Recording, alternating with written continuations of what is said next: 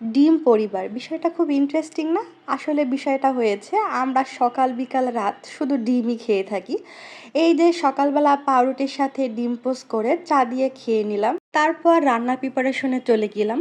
এই তো আমি কিছুটা পেঁয়াজ আর একটা টমেটোকে খুব সুন্দর করে থেতো করে নিয়েছি। তারপর কড়াইতে পেঁয়াজটা রসুনটা দিয়ে হলুদ মরিচ দিয়ে সুন্দর করে নেড়ে চেড়ে মিশাতে হবে।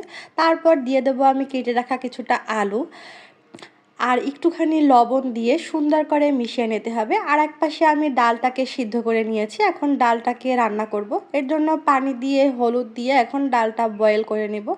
এই তো এই পাশে আলুটাও ভাজা ভাজা হয়ে গেছে, এখন আমি এর ভিতর টমেটো পেস্টটা দিয়ে দিব।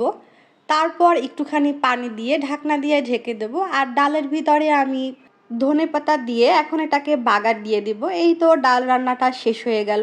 আর এক পাশে আলুটাকে এখন শুকনো শুকনো হয়ে গেলে তার ভিতরে সুন্দর করে দুটা ডিম ছেড়ে দিব। এটাকে নাকি ডিমের শাকশুকাও বলা হয়, আমি জানি না, আমি একটা ইউটিউব রেসিপি দেখে শিখেছি।